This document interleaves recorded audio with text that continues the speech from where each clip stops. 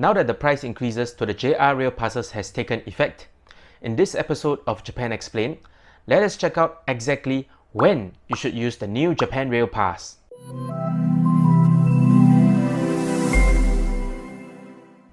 Welcome to another episode of Japan Explained.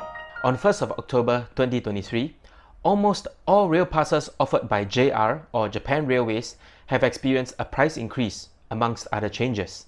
If you are hearing this for the first time, you can check out my previous video on the official news about these changes. However, for the sake of this video, here is a short introduction to the Japan Rail Pass and a quick update of its new prices.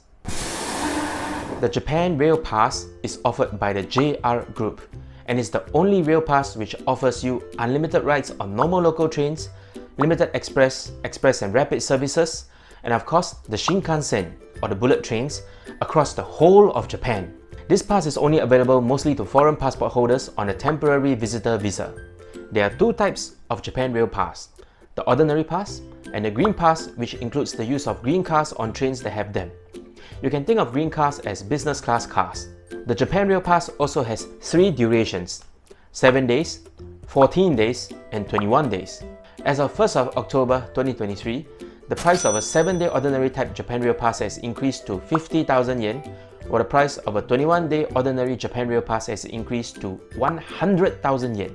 These changes has put a dent in the budget section of most of our travel planning and got us all questioning, is the Japan Rail Pass even useful now? Japan Explained is a series where I do the homework so you don't have to. Most of the videos in this series provide useful information for travelers to Japan. So if you are planning a trip soon, please consider subscribing to my channel for more content like this. So first of all, let's get the common questions out of the way. I'm flying in and out from Tokyo, but I'm visiting Osaka, Kyoto, and Nara.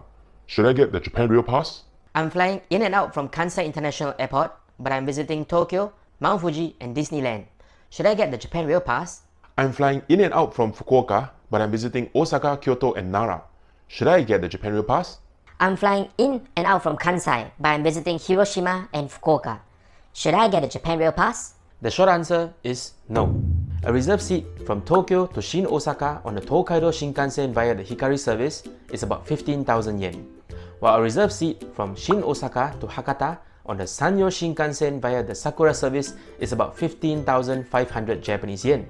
The non-reserved seat on the 14-minute bullet train ride between Kyoto and Shin Osaka is less than 1,500 yen, and the train ride from either Shin Osaka or Kyoto to Nara is less than 1,000 yen.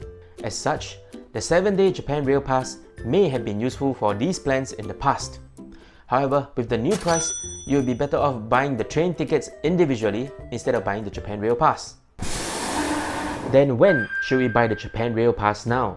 Scenario 1. If you are crossing the whole of Japan. If you are traveling from Sapporo in Hokkaido while stopping in Tokyo, Shin Osaka, and Hiroshima, the total Shinkansen rides should cost a little over the cost of the 7-day ordinary Japan Rail Pass. Although this travel plan sounds ridiculously difficult, it is actually very realistic if your plan revolves around making 1 or 2-day visits to the major spots in Japan. By the way, I used the Japan Rail Pass earlier this year and made this crazy trip dropping by all 8 regions of Japan within the 7 days. So keep a lookout for my vlog in the near future. Scenario 2. Visiting the new Golden Route? So previously, the Japan Rail Pass would pay off its cost when you did a round trip on the Golden Route between Tokyo and Osaka and made a side trip to Kyoto.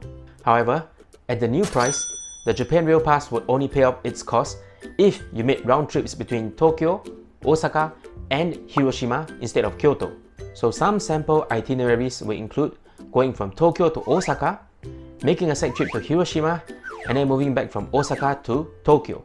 Or basing yourself in Osaka and making side trips to Hiroshima and Tokyo. Scenario 3. Making day trips out of Tokyo on the Shinkansen.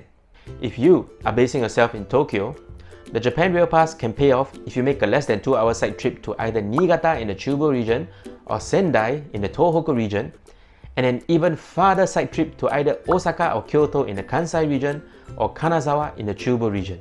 Although the 2-hour bullet train ride may sound intimidating, but remember that with the Japan Rail Pass, you have the freedom to alight anywhere along the way to explore and reserve another ticket to continue on your journey after that.